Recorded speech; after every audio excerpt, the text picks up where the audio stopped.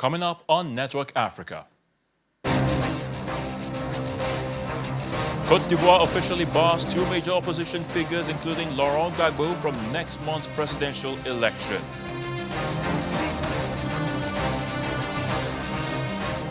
Ethiopian Prime Minister Abiy Ahmed opens the Grand Ethiopian Renaissance Dam at inauguration ceremony, launching Africa's largest hydroelectric dam. Plus, South Africa's Cyril Ramaphosa warns unilateral tariffs pose great hardship, danger to Global South at the extraordinary BRICS summit.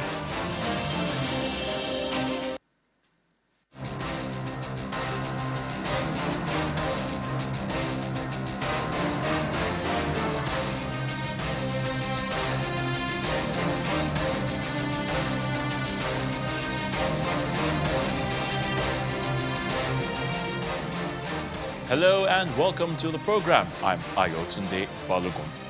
We begin in Côte d'Ivoire, where the Constitutional Council has officially barred two major opposition figures from next month's presidential election.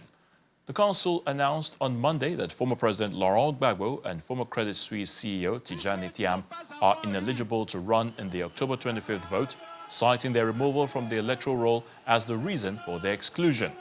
Mr. Thiam, leader of the PDCI, the country's largest opposition party, was removed in April due to nationality-related legal issues after acquiring French citizenship. Mr. Gbagbo, head of the African People's Party, was excluded because of a past criminal conviction. Despite these disqualifications, both men had formally submitted their candidacies to challenge President Alassane Ouattara, who is seeking a fourth term at the age of 83.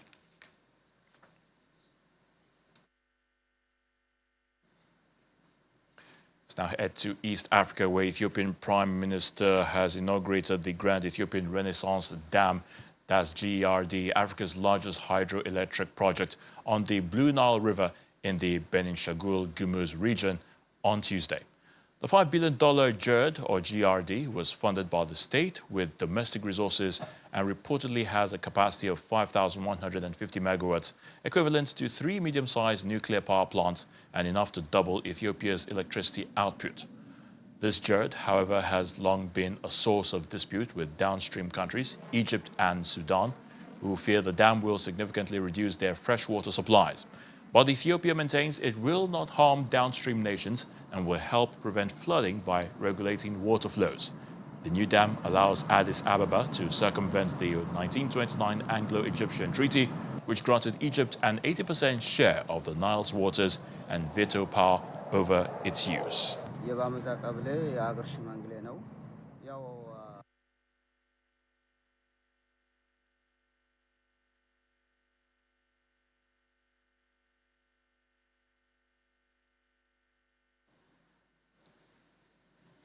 Kenyan President William Ruto has presided over the signing of a landmark cooperation agreement on the sidelines of the Africa Climate Summit in Addis Ababa, declaring the continent ready to finance, build and lead its own sustainable future. Now, this comes after President Ruto oversaw the signing of the Africa Green Industrialization Initiative, which brought together top development banks and commercial lenders in Africa to mobilize over $100 billion for green industry, renewable energy and regional value chains. Building on the 2023 Nairobi Declaration, the initiative aims to convert Africa's renewable energy potential into actual industrial growth. The Africa Climate Summit 2 is being hosted by the government of Ethiopia in collaboration with the African Union, AU, and is aimed at advancing Africa's climate agenda and sustainable development priorities. Impossible. But history proves otherwise. China multiplied its renewable capacity 20-fold in 20 years. India tripled its capacity just in 10 years. For Africa, the question is not if it can be done, but whether we will mobilize the finance, infrastructure, and political will to deliver at scale. We value our partners' finance, technology, and solidarity. And we have many partners to our continent. Yet, our real agency lies in trusting our own institutions. That is why we convened Africa's leading financiers to drive AGII delivery. And today we formalize that collaboration. As I said in my earlier statement in another meeting, we have already mobilized African financial institutions from Afri-Exim, Trade Development Bank, AFC, and all the other financial institutions into a consortium, because we believe that even as we look up to the multilateral development institutions, we need to begin to build our own African institutions, because they understand our ecosystem better, they know what our risks are, and there will be no exaggeration of whatever nature whenever they are looking at investment opportunities in Africa. South Africa's President Cyril Ramaphosa says unilateral tariffs pose a great hardship and danger to Global South, as, quote, we are witnessing seismic shifts in global trade that present both challenges as well as opportunities. President Ramaphosa was speaking during an extraordinary virtual meeting of BRICS leaders, adding that these unilateral tariff actions are contributing to an increasingly protectionist movement, or environment rather. As part of solutions, the president says South Africa is supportive of meaningful BRICS initiatives that can improve the resilience of economies of BRICS countries and those of the Global South, and also strengthen the global multilateral system. The U.S. hit South Africa with 30% tariffs, among the highest on the continent. Global South nations are increasingly turning away from the U.S. towards new and expanding markets across Africa, Latin America, and Asia. We are witnessing seismic shifts in global trade that present both challenges as well as opportunities in the reordering of the global economy. There is a shift from a unipolar to a multipolar world. This moment is marked by intensifying global competition and growing geopolitical tensions. Unilateral tariff actions are contributing to an increasingly protectionist environment, which poses great hardships and danger for the countries of the Global South. The uncertainty of the new trading regime has already negatively affected employment levels in my own country, South Africa, and is an obstacle to our economic growth. We are therefore supportive of meaningful BRICS initiatives that improve the resilience of our economies as BRICS countries and those of the Global South, and also strengthen the global multilateral system. Our vision is of Africa that is the beating heart of global trade, engaging the world not as a mere exporter of raw materials, but as a creator of value, a connector of regions and a catalyst for shared prosperity. South Africa, therefore, reaffirms its support for the reform initiative that is being spearheaded at the WTO level. But we also say BRICS countries must participate in championing the reforms that must take place at the WTO level. The majority leader of the Lagos State House of Assembly and representative of Ethiopia Constituency 1, Honorable Naim Adams, has empowered 250 residents in his constituency with 100,000 naira each, amounting to a total of 25 million naira. The initiative was unveiled during the Ethiopia 7th Stakeholders Meeting with the theme Governance in Action, the Gains of the Renewed Hope Agenda. At the stakeholders meeting, the Lagos State government assured the people of creating an electricity hub for Ethiopia community.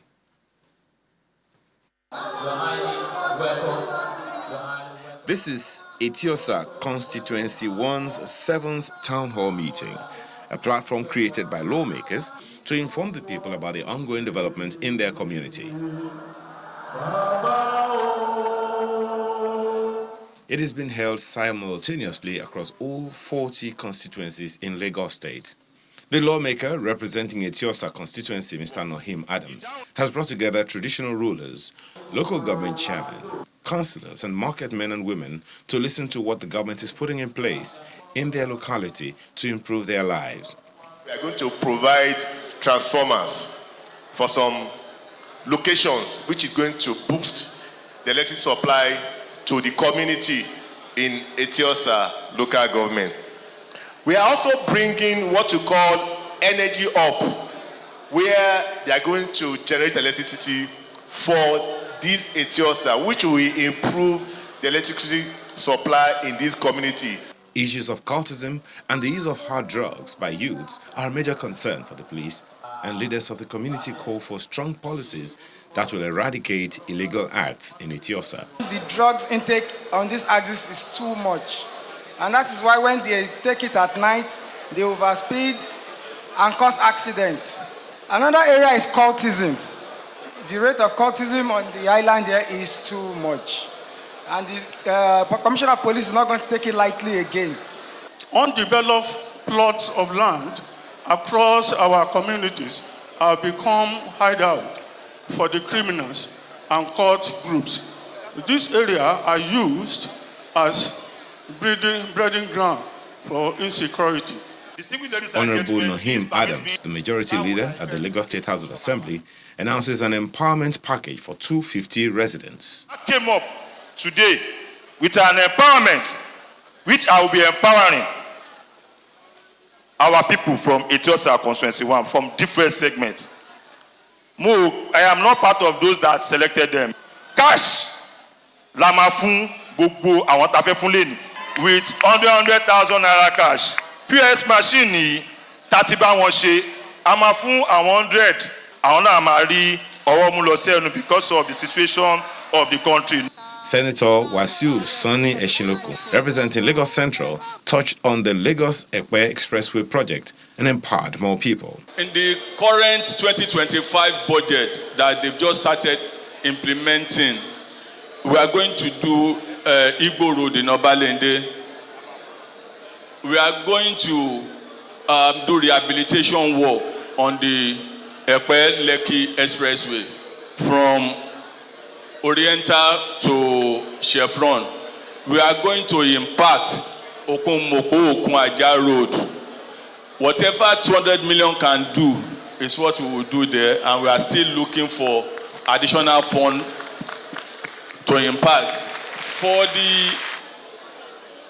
the express, we have allocated, we have been able to source ₦1 billion for that rehabilitation. With this latest empowerment initiative from the lawmakers, the people can now fend for themselves and become financially stable. Still to come on the program. The International Criminal Court, ICC, hears war crimes case against Ugandan rebel leader Joseph Kony. Please stay with us.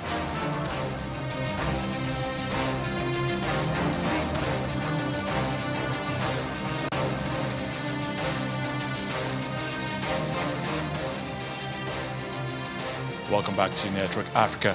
Now, moments ago, we did tell you about the Ethiopian Prime Minister inaugurating the Grand Ethiopian Renaissance Dam, which is Africa's largest hydroelectric project on the Blue Nile River in the Benishangul-Gumuz region on Tuesday, which is a $5 billion project, and was funded by the state with domestic resources and reportedly has a capacity of 5,150 megawatts. That's equivalent to 3 medium-sized nuclear power plants and enough to double Ethiopia's electricity output. So joining us now on the program is Bekele Woyecha. Mr. Woyecha is a UK-based human rights defender. Thank you for joining us on the program Network Africa. Thanks for having me. Right, so as an Ethiopian... Yes, indeed. As an Ethiopian, how do you feel about this feat your country has made, building Africa's largest hydroelectric dam?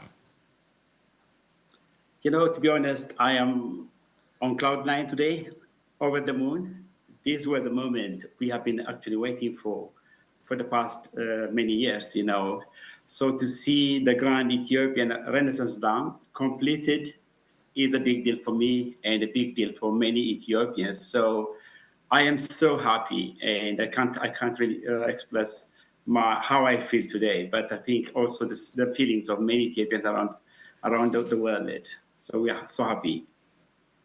Yeah, so I believe this is a timely project indeed. I'm sure a whole lot of talk would have gone behind this project, you know, coming on stream perhaps for several years or perhaps not too long in the past. But now it has come, and of course we can ask, how has it been described as, you know, the national pride of Ethiopia, or the project itself has been described as the national pride of Ethiopia. But tell us, built entirely with local funding, how significant is it, you know, for Ethiopia to finally see it completed? You know, to see this dam completed is a big deal for all Ethiopians because we paid a lot. It's about our blood, our sweat, and our tears.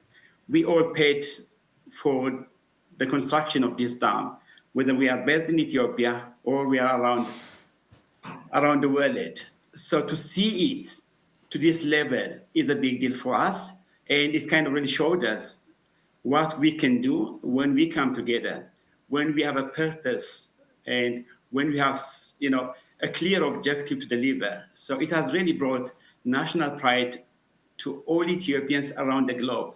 This is a moment for us, and it's a very good opportunity and a springboard for doing something bigger than this as we go forward. So, very good opportunity. Which brings me to the next question, talking about Egypt and Sudan. Those countries are still worried about their share of the Nile waters. Now, Mr. Waiter, how does Ethiopia reassure its neighbors that the dam won't put them at any risk, you know, with this electricity project?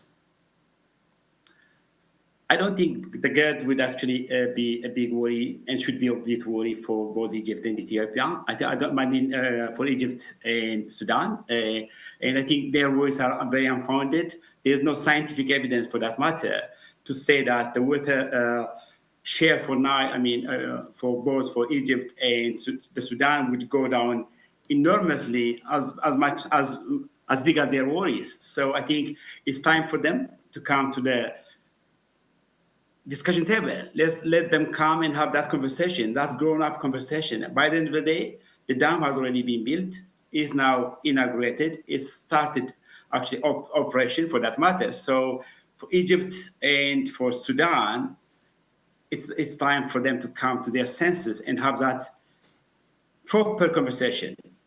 That's what we need. This is a time for cooperation. In Ethiopia is ready for that conversation.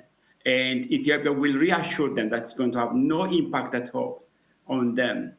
But, you know, they should not expect all treaties actually to be the ones to direct this conversation. And speaking about old treaties, I mean, for decades, the 1929 Anglo-Egyptian Treaty gave Egypt control of most of the Nile, which I'm very sure you're aware of. But does the GRD, the Renaissance Dam, now mark a turning point in how Ethiopia and other upstream countries assert their rights? I'm sure you tried talking about that just moments ago. Yes, you know, both the 1929 and 1959 treaties, actually, as far as I am concerned as an individual, they are void because it does not include Ethiopia, which contributes nearly 85% of the Nile water. You know, you cannot talk about me without me. You know, that's how we kind of really frame it. You know, if you want to talk about Nile, Ethiopia should be around the table. So that treaty signed between Egypt and United Kingdom is void. It's not going to work. What's important now is to work together through the Nile Basin Initiative and really use the Nile waters for the benefit of all those who actually contribute to the Nile. So this opportunity today should be taken very seriously. GERD has brought a new opportunity, a new era for the fair and equitable use of the Nile waters. So Egypt and others should come together and use to the best of their capacity to get the best out of the Nile waters. Everybody, Nile for all. That's in principle, it's Nile for all. Now, of course, with the birth of the Renaissance Dam, it's Africa's largest hydroelectric electricity project or hydroelectric project. Now, besides providing electricity or beyond generating electricity, what kind of impact do you think the dam will have on ordinary Ethiopians and on the region as a whole? As we round up. Exactly. The most important thing is electricity. More than 65% of Ethiopians do not have access to electricity, and the grid would actually bring that. That's a big deal. But it's not only about electricity. There's a lot we can do when we have the right electricity in a country. But at the same time, the grid has already shown that it is what do you call it? An opportunity for cooperation and integration among brothers and sisters in the Eastern and Horn of Africa, for that matter. And it could be a source of tourism, because many people are really keen to see it. So it's going to bring job opportunity, and it would definitely create job opportunity not only in Ethiopia for fellow Ethiopians, but in neighboring countries, because the electricity will be exported to as far as Tanzania, as far as I know, for the time being, which means it's going to create opportunities not only for Ethiopians, but for folks around Ethiopia, which is important. And then another thing to remember is the fishing industry. So the fishing industry will develop, and it will create opportunities for ordinary citizens. I just watched somebody on TV yesterday, saying this is going to really help me, that's individuals, help me to have a decent life going forward. And that's what we want to see, impact on ordinary citizens on a daily basis. So GERD is a big deal, but it benefits almost all of us, not only Ethiopians, but neighbors and fellow citizens in Africa. I will certainly leave it at that, Mr. Bekele Woyecha, a human rights defender based in the UK. We thank you for your thoughts on Network Africa. Thank you so much. The International Criminal Court, the ICC, has opened its war crimes case against fugitive Ugandan rebel leader Joseph Kony in its first ever confirmation of charges hearing without the accused present. Despite an arrest warrant issued some 20 years ago, Kony, the founder and leader of the Lord's Resistance Army, the LRA, has managed to evade arrest. He now faces 39 counts of war crimes and crimes against humanity, including murder, sexual enslavement, abduction, and forcing thousands of children to fight as soldiers in the LRA.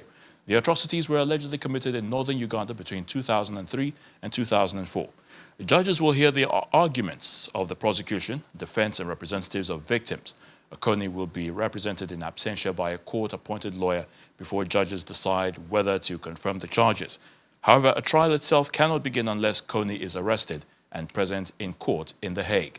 Analysts believe the proceedings mark a historic moment for the court and could serve as a test case for future prosecutions of high-profile suspects who currently appear to be beyond its reach. And as we end the program today, here's a fun fact about the continent. Well, did you know that South Africa has 3 capitals distributing governmental power across the country, with each city housing a different branch of the government to represent the balance of power after the Union of South Africa's formation back in 1910. Pretoria is the administrative capital, home to the executive branch of government, including the offices of the president. Cape Town is the legislative capital, where the Parliament of South Africa is located. And Bloemfontein is the judicial capital, which houses the Supreme Court of Appeal and serves as the judicial center of the country. Well, if you didn't know, now you already know. And that's it on the program today. Thank you so much for watching on Network Africa. I'm Ayotunde Balogun.